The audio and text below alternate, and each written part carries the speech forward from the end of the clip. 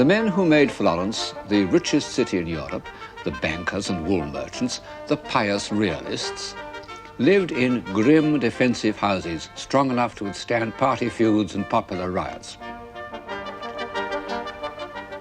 They don't in any way foreshadow the extraordinary episode in the history of civilization known as the Renaissance. There seems to be no reason why suddenly out of the dark streets and forbidding stone facades there arose a building as light and delicate as the Patsy Chapel. By its rhythms and proportions and its open, welcoming character, it totally contradicts the dark Gothic style that preceded it and to some extent still surrounds it.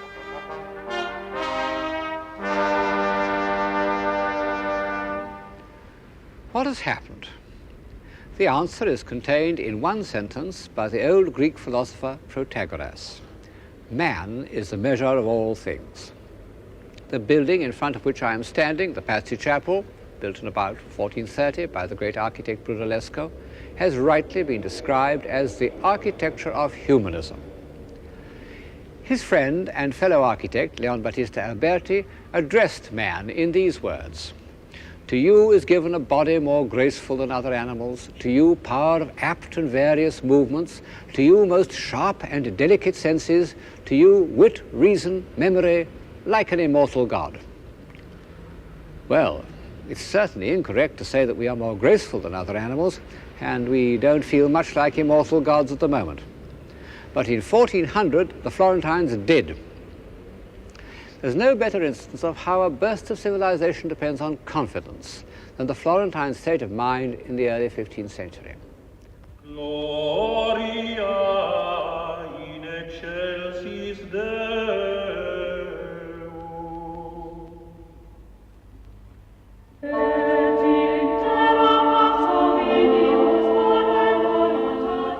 Where did it come from, this light economical style, which is unlike anything before or since? I think that it really was the invention of an individual, of Brunellesco. But of course, an architectural style can't take root unless it satisfies some need of the time.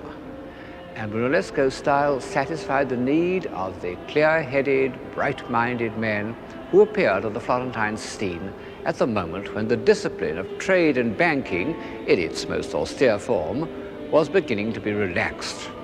And life, the full use of the human faculties, became more important than making money.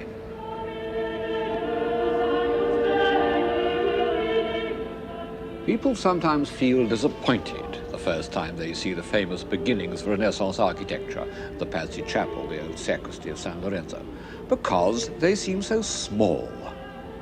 Well, so they are, after the great monuments of Romanesque and Gothic architecture. They don't try to impress us or crush us by size and weight, as all God-directed architecture does. Everything is adjusted to the scale of reasonable human necessity.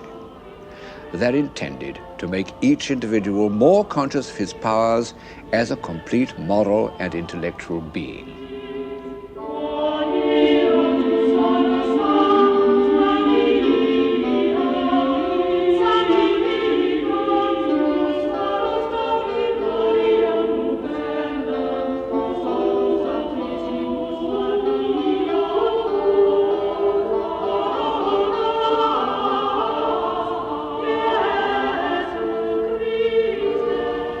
The dignity of man. Today, those words die on our lips. But in 15th century Florence, their meaning was still fresh and invigorating. One of the second generation of humanists, named Manetti, wrote a book entitled On the Dignity and Excellence of Man. And this is the concept that Brunellesco's friends were making visible. The grandest of all these testimonies to the dignity of man is by Masaccio, in the series of frescoes he painted in the Church of the Carmine.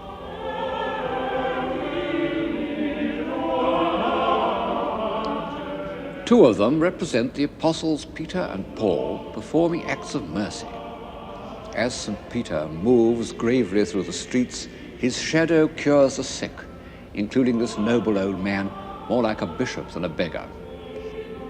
And in the balancing fresco, Peter and his disciples give alms to a poor woman who is one of the great sculptural creations in painting.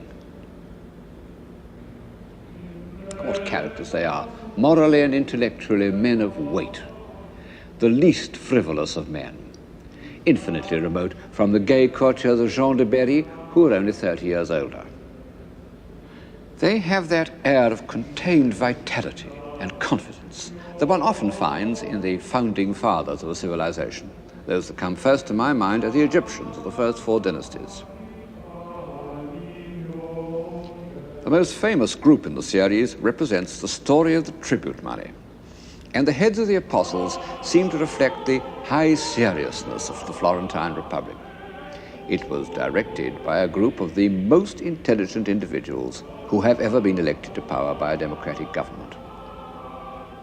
The Florentine chancellors were scholars, believers in the studia humanitatis, in which learning could be used to achieve a happy life, believers in the application of free intelligence to public affairs, believers above all in Florence.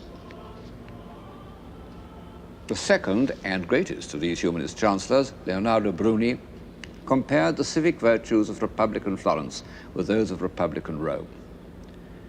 Later, he went even further and compared it to Athens in the age of Pericles, which wasn't far wrong. As I've said before, all the great ages of civilization have seen themselves as part of history, both as heirs and as transmitters. And on Bruni's tomb in the church of Santa Croce are inscribed the words, "History is in mourning."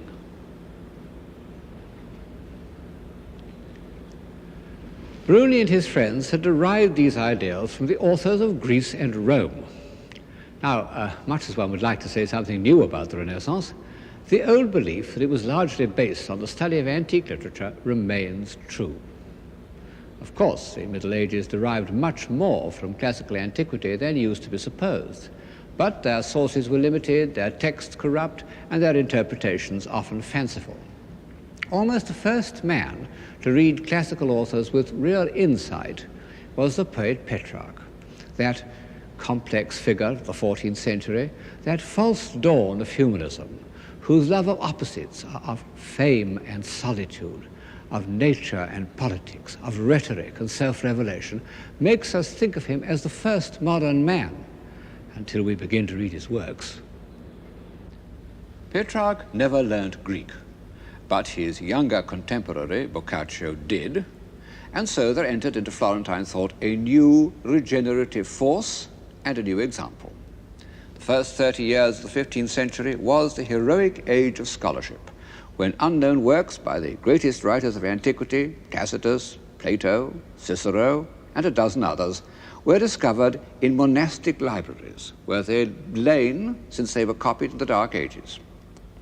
And it was to house these precious texts, any one of which might contain some new revelation, that Cosimo de' Medici built the library of San Marco. It looks to us peaceful and remote, but the first studies that took place there were not remote from life at all. It was the humanist equivalent of the Cavendish laboratory. The manuscripts unpacked and studied under these harmonious vaults could alter the course of history with an explosion not of matter, but of mind. Next to the Pazzi Chapel are the cloisters of Santa Croce, also built by Brunellesco some years later. I said that the Gothic cathedrals were hymns to divine light. These cloisters, with their round arches, running races in their mirth, happily celebrate the light of human intelligence. And sitting in them, I found it quite easy to believe in man.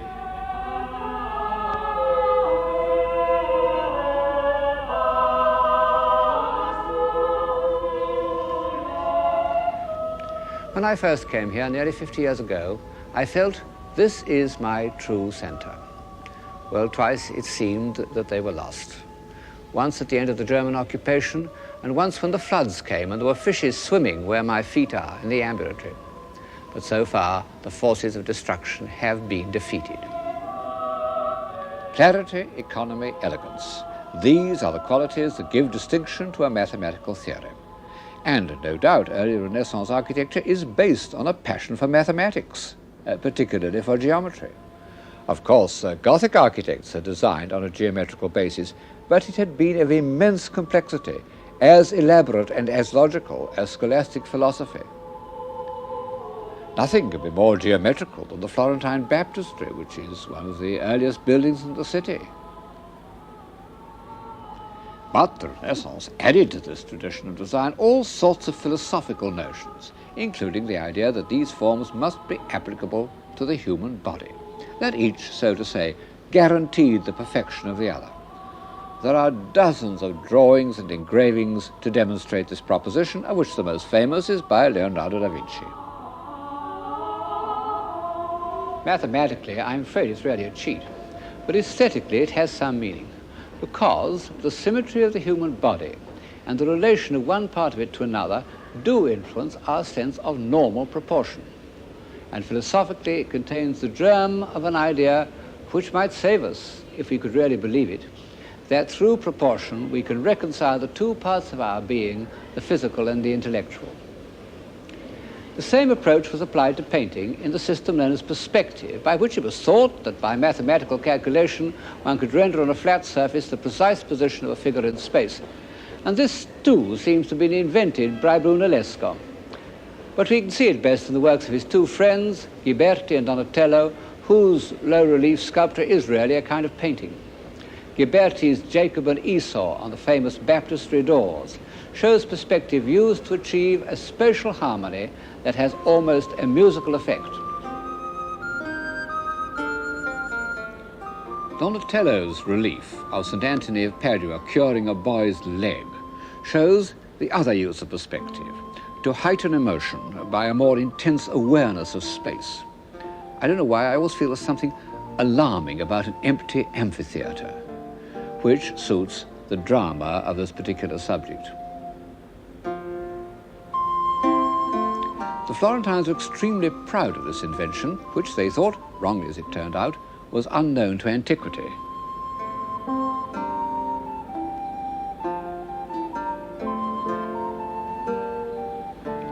But has it anything to do with civilization?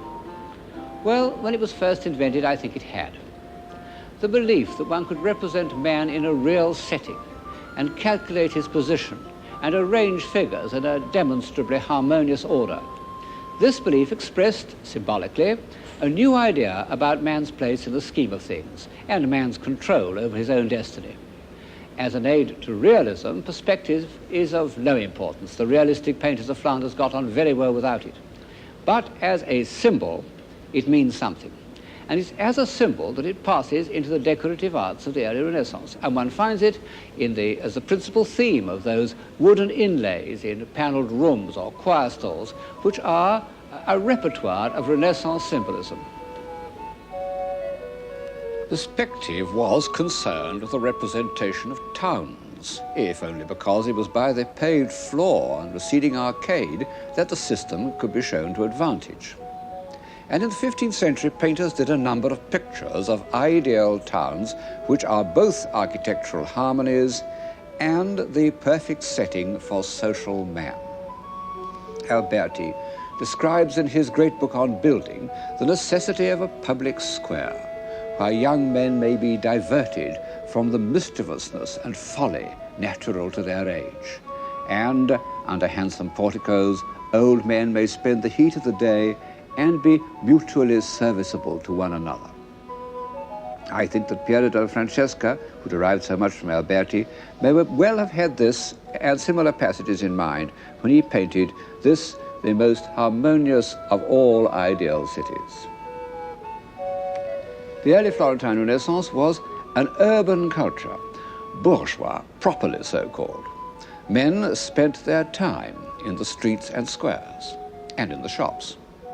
A good Florentine, says one of their moralists, sta sempre a bottega. He's always in the shop. And these shops were completely public. You can see in this engraving how a craftsman's workshop was open to the street, so that passers-by could see what was being done and rival artists make scathing comments. The Renaissance historian of art, Vasari, when he asked himself why it was in Florence more than elsewhere that men became perfect in the arts, gave as his first answer the spirit of criticism, the air of Florence making minds naturally free and not content with mediocrity. And this harsh, outspoken criticism meant that there was no gap of incomprehension between the intelligent patron and the artist. Our contemporary attitude of pretending to understand works of art in order not to appear Philistines would have seemed absurd to the Florentines. They are a tough lot. Many people since Bruni in 1428 have compared them with the Athenians, but the Florentines were more realistic. Whereas the Athenians loved philosophical argument, the Florentines were chiefly interested in making money and playing appalling practical jokes on stupid men. However, they had a good deal in common with the Greeks. They were curious, they were extremely intelligent, and they had, to a supreme degree, the power of making their thoughts visible. I hesitate to pronounce the much abused word beauty, but I can't think of a substitute. Like the Athenians, the Florentines loved beauty. This is a constant source of surprise to anyone who knows them. But as Walter Pater said of Michelangelo, out of the strong came forth sweetness.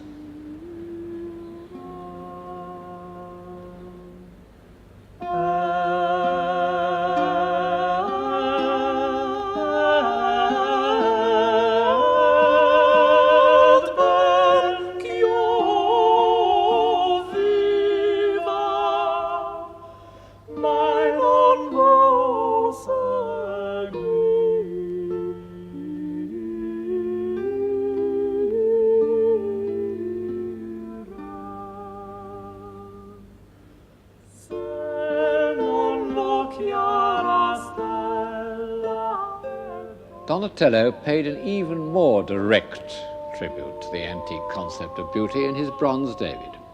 The body is almost disturbingly physical, and the head is derived from that of the great male beauty of the ancient world, the Emperor Hadrian's beloved, Antinous, although with a sharper Florentine accent that makes it far more attractive. Donatello's David stands in the hall of the Bargello, once a court of justice and a prison, now a museum, but still quite a good place to get the flavor of 15th century Florence, because it not only contains great works of the Florentine imagination, like the David, but also the portraits of famous Florentines. There were a few likenesses of individuals in the 14th century, Dante, Petrarch, Charles V of France, Jean de Berry, but they were exceptional. As a rule, medieval people were presented to the eye as figures that symbolized their status. The painter of the Spanish chapel in Santa Maria Novella, although he included so much lively detail, made his popes, kings, and bishops into stereotypes. Their status would have been recognized all over the Gothic world. But these proudly individual characters wished to record for posterity exactly what they were like. In fact, many of these busts are done from actual death masks, which even great artists like Donatello didn't hesitate to incorporate in their work. Of course, this bronze relief isn't at all a death mask. It's the self-portrait of that character who so often flits in and out of the program, the architect and universal man, Leon Battista Alberti. What a face. Proud and alert, like a willful, intelligent racehorse. Among other things, Alberti wrote an autobiography, and as we should expect, he is not inhibited by false modesty. He tells us how the strongest horses trembled under him, how he could throw further and jump higher and work harder than any man. He describes how he conquered every weakness because a man can do all things if he will. It was the motto of the early Renaissance. And it's reflected in the heads of Renaissance heroes as they have come down to us in their memorials, in Donatello's Gattamelata in Padua. Of course, these heads are so much idealized as to be, in our sense, scarcely portraits at all. Realistic portraiture, the use of the accidents of each individual face to reveal inner life, wasn't a Florentine or even an Italian invention. It was invented in Flanders and came to an immediate perfection in the work of Jan van Eyck. No one has looked at the human face with a more dispassionate eye and recorded his findings with a more delicate hand. But in fact, many of his sitters were Italians. Albergati, the cardinal who employed Alberti as secretary, and Arnolfini, a member of the international world of the wool trade, banking, papal diplomacy. And perhaps it was only in such a society that these evolved and subtle characters could have accepted the revelation of their personalities.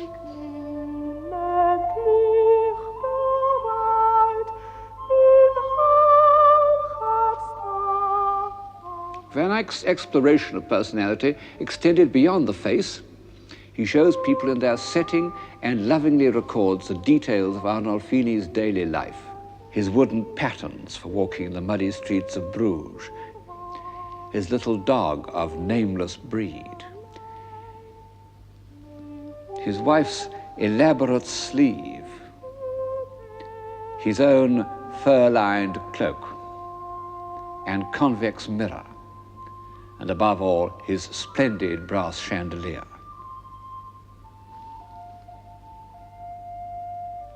And by a miracle that defies the laws of art history, he was able to show them to us enveloped in daylight, as real as if it had been observed by Vermeer of Delft.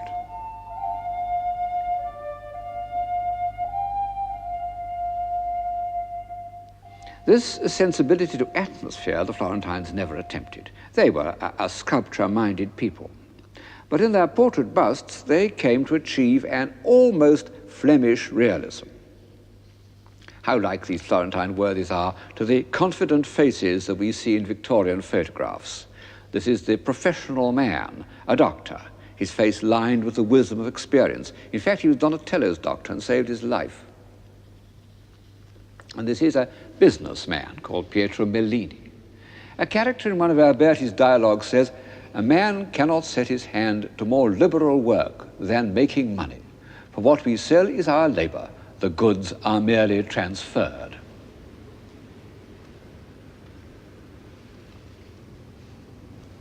Yes, that was really written in 1434, not in 1850. And contrariwise, if you dressed Mellini in 19th century clothes, he would look perfectly convincing. But this atmosphere of liberal materialism is less than half the story. After the middle of the 15th century, the intellectual life of Florence took a new direction, very different from the robust civic humanism of the 1430s. Florence had ceased to be a republic in anything but name, and for almost 30 years it was virtually ruled by that extraordinary character, Lorenzo de' Medici. His father and grandfather had prepared the way for him by their activities as bankers. He himself was no financier. He lost a great part of the family fortune. But he was a politician of genius who could distinguish between the reality of power and its outward trappings. The frontispiece of his book of poems shows him in the streets of Florence dressed as a simple citizen, surrounded by girls who are singing his ballads. What a contrast is this modest printed page to the rich manuscripts of the Duke of Berry. In fact, Lorenzo was a good poet and a most admirable patron of other poets, also of scholars and philosophers, but he wasn't much interested in the visual arts, and the paintings by which his period is remembered were commissioned by his cousin Lorenzino. And it was for Lorenzino that Botticelli painted the works in which the Florentine sense of beauty appears in its most evolved and peculiar form, the Spring and the Birth of Venus. In the earlier of them, the Spring, the subject is derived from Ovid, but this classical inspiration is given a new complexity by memories of the Middle Ages. The pagan divinities sway before a background of leaves like a Gothic tapestry. What a marvelous feat of the imagination.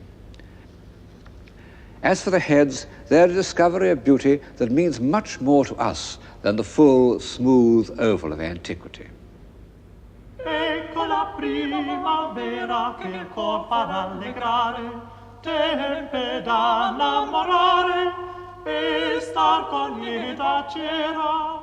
Nove già l'aria e il tempo che pur chiama allegrezza. In questo vago tempo ogni cosa ha vaghezza. L'erbe con grande freschezza e fior coprono i prati e gli arbori adornati sono in simil maniera.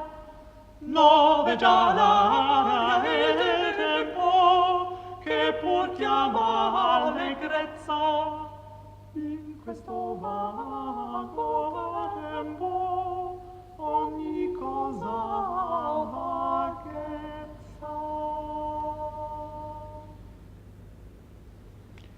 The subject of Botticelli's other great allegory, The Birth of Venus, is taken from a contemporary poet, Poliziano.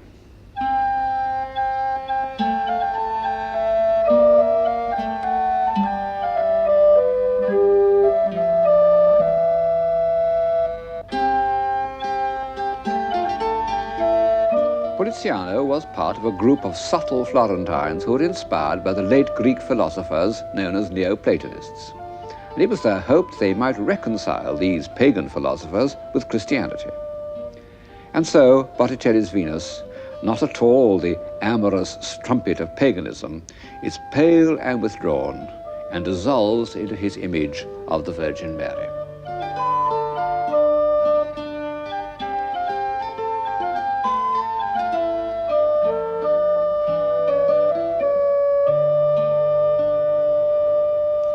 The discovery of the individual was made in early 15th century Florence. Nothing can alter that fact. But in the last quarter of the century, the Renaissance owed quite as much to the small courts of northern Italy, Ferrara, Mantua, and above all Urbino, this small and rather remote town on the eastern perimeter of the Apennines. It could be argued that life in the court of Urbino was one of the high watermarks of Western civilization. The reason is that this court and its dominions were protected from the surrounding ruffians by Federigo Montefeltro, the first Duke of Urbino, the greatest general of his day, who was also a humane and intelligent man.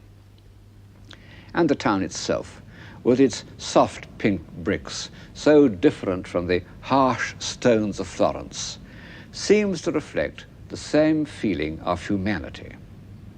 It's small enough for a good ruler to know all the inhabitants and listen to their troubles,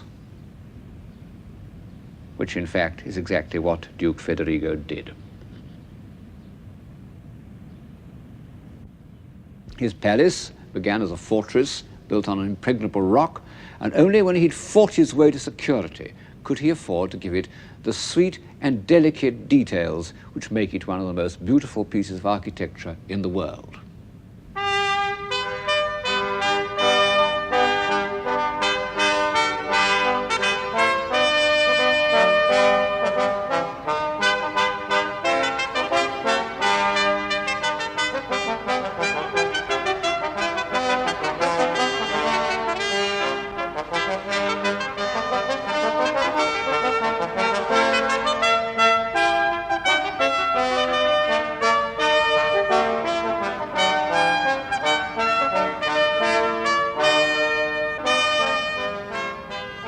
The Palace of Urbino has a style of its own. The arcaded courtyard, where I'm standing now, isn't speedy and springy like Brunellesco's cloister, but calm and timeless. And the rooms are light and airy, and so perfectly proportioned that it exhilarates one to walk through them.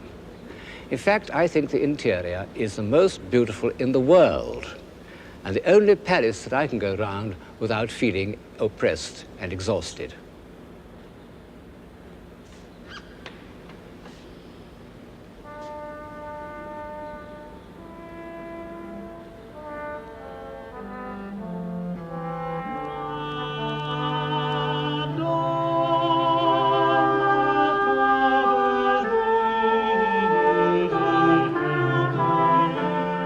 Curiously enough, we don't know the name of the architect who was responsible for this masterpiece. A famous fortress builder named Lorana did the substructure, but he left Urbino long before the lived-in part of the palace was begun. But the painter Piero della Francesca was there at exactly the date when it was being decorated, and personally I believe that he was responsible for its style. The architecture in this picture by Piero, which is in Urbino, shows exactly the same kind of delicate detail that one finds round the doors and windows of the palace, and it was painted, 10 years earlier.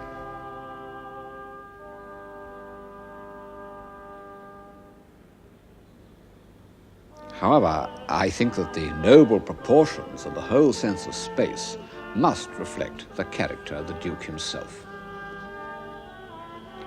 His biographer, named Vespasiano di Bistici, refers again and again to the Duke's humanity. He asked the Duke, what is necessary in ruling a kingdom? The Duke replied, essere umano, to be human. Whoever invented the style, this is the spirit that permeates the Palace of Urbino.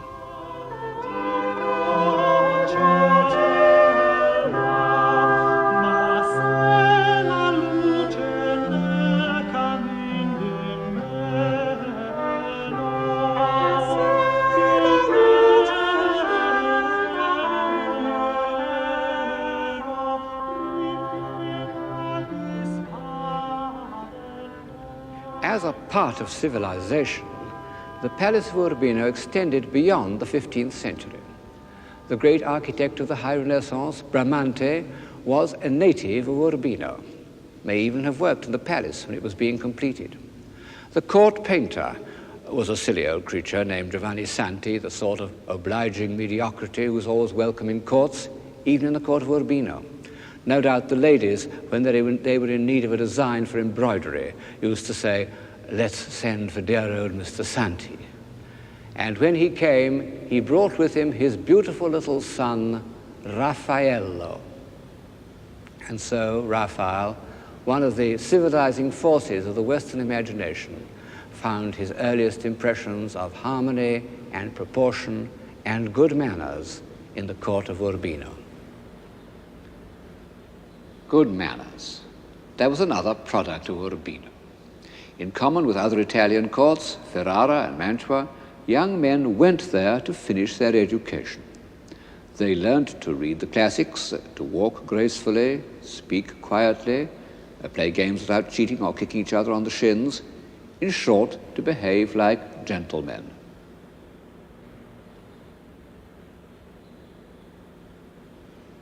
Under Federigo's son and successor, Guidobaldo, the notion of a gentleman was given classic expression in a book called Il Cortigiano, the Courtier, by Baldassare Castiglione.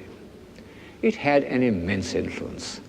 The Emperor Charles V had only 3 books beside his bed: the Bible, Machiavelli's Prince, and Castiglione's Courtier. For over 100 years, it formed everybody's notion of good manners. Actually, it's very much more than a handbook of polite behavior, because Castiglione's ideal of a gentleman is based on real human values. He mustn't hurt people's feelings or make them feel inferior by showing off. He must be easy and natural, just as Castiglione himself appears to be in his portrait by Raphael. And he mustn't be a mere worldling. The Cortigiano ends with a moving discourse on the subject of love. Just as Botticelli's Spring unites the tapestry world of the Middle Ages with pagan mythology, so Castiglione's Courtier unites the medieval concept of chivalry with the ideal love of Plato.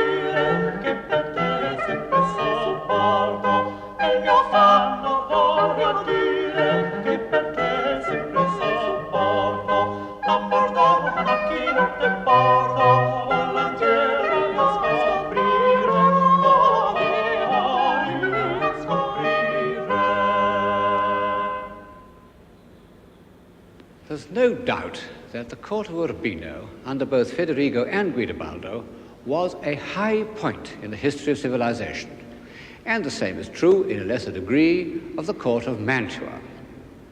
The palace of Mantua lacks the exhilarating lightness and lucidity of the palace of Urbino, but it contains one room in which, more than anywhere else perhaps, one can get an idea of civilized life in an Italian court. It's the room decorated by the court painter Andrea Mantegna.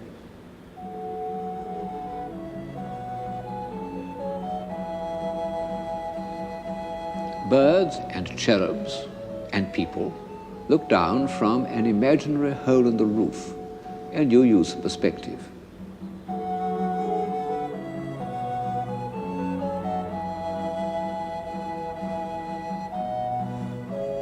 Then come painted busts of Roman emperors,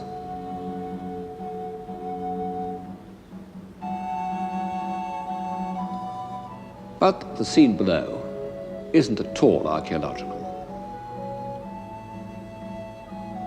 It shows the Gonzaga family as large as life.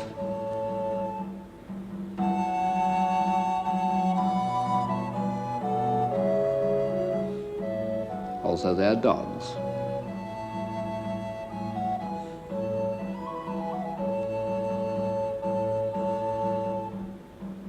Their courtiers, their old retainers, and one of their celebrated dwarfs.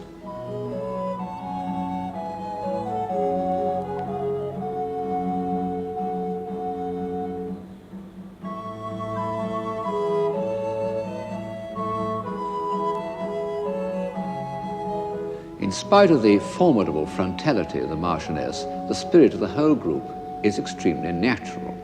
The little girl asks if she may eat an apple, but her mother is interested to know what news the Marquis has just received from his secretary. And in fact, it is good news that their son has been made a cardinal.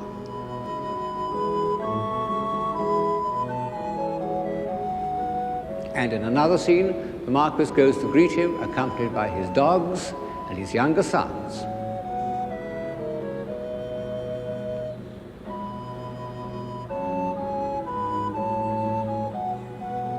What an agreeably informal reception. One of the younger children holds his hand, and the little boy takes the hand of his elder brother. It's still without the odious pomposity that was to grow up in Europe during the next century and reach its zenith at Versailles.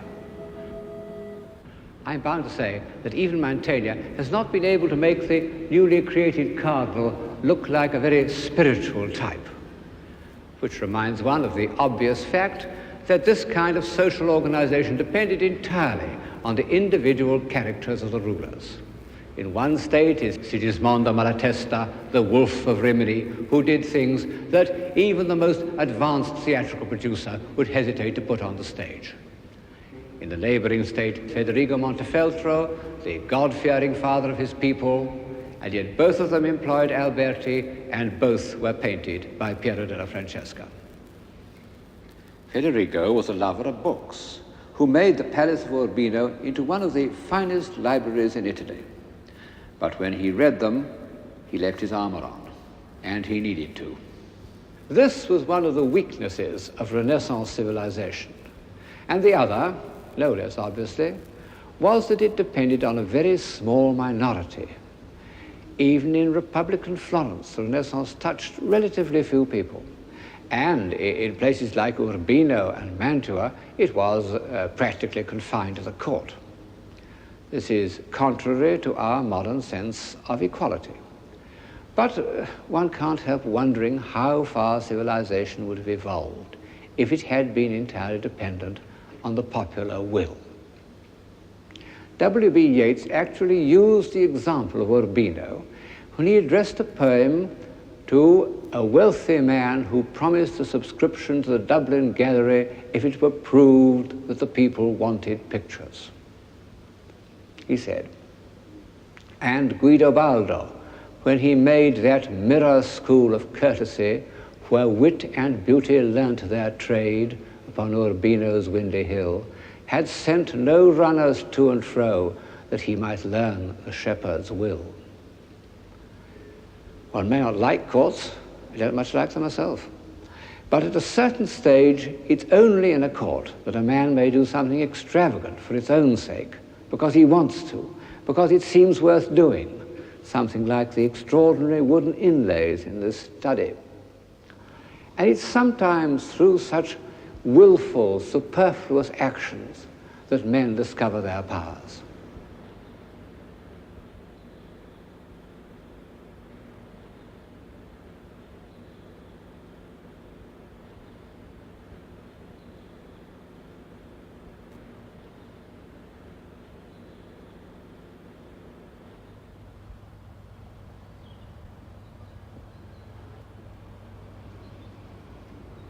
All the same, as one walks through these splendidly extravagant rooms, one can't help thinking, what about the people in the fields? All those shepherds who Mr. Yeats rightly supposed that Guidobaldo did not consult on matters of taste and good manners. Could they not have had a kind of civilization of their own? Well, there is such a thing as a civilized countryside. Looking at the Umbrian landscape with its terraces of vines and olives and the dark vertical accents of the cypresses, one has the impression of timeless order. There must have been a time when it was all forest and swamp, shapeless, formless. And to bring order out of chaos is a process of civilization. But of this timeless rustic civilization we have no record beyond the farmhouses themselves, whose noble proportions seem to be the basis of Italian architecture. And when Renaissance artists looked at the countryside, it was not as a place of ploughing and digging, but as a kind of earthly paradise.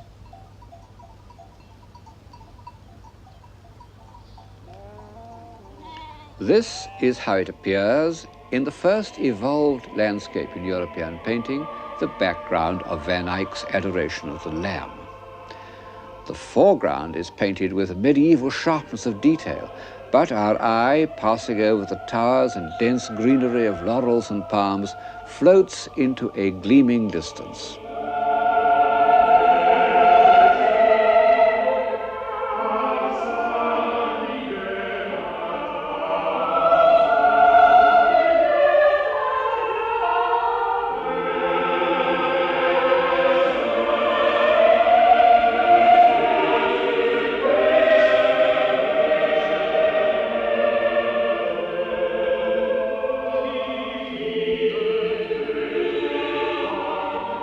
Already, awareness of nature is associated with the desire to escape and the hope of a better life. And such it remained in the work of Giovanni Bellini, the founder of Venetian painting, who first used his backgrounds to create a mood in which the action or story of the picture can be more vividly felt.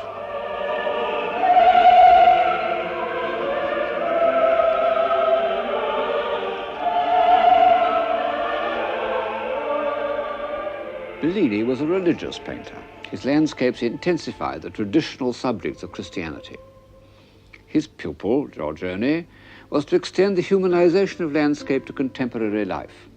And in this picture, he has discovered, or I suppose one should say rediscovered, one of the comforting illusions of civilized man, the myth of Arcadia. Of course, it is only a myth. Country life isn't at all like this. And even on a picnic, ants attack the sandwiches and wasps buzz round the wine glass. But Giorgione has shown us how fundamentally pagan it is. This Arcadia is as much a tribute to antiquity as were the republican virtues of the Florentine humanists, and as much part of the rediscovery of man, but in his sensual rather than his intellectual nature. With Giorgione's picnic, the balance and enjoyment of our human faculties seems to achieve perfection. But in history, all points of supposed perfection have a hint of menace, and Giorgione himself discovers it in that mysterious picture known as the Tempesta.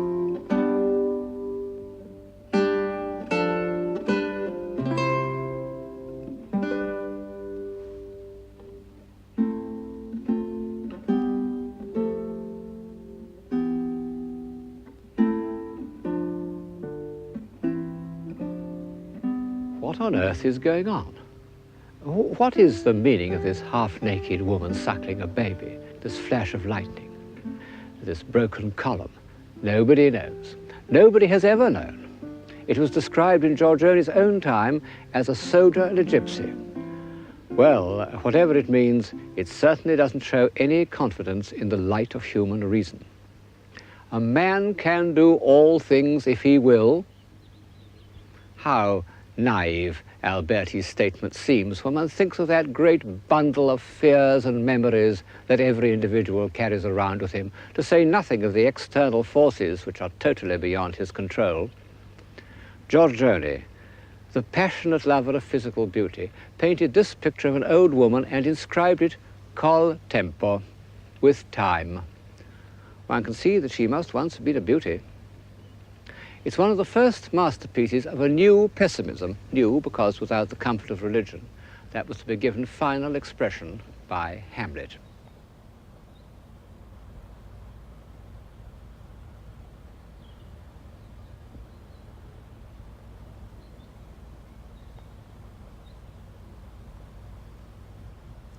Truth is, I suppose, that the civilization of the early Renaissance was not broadly enough based.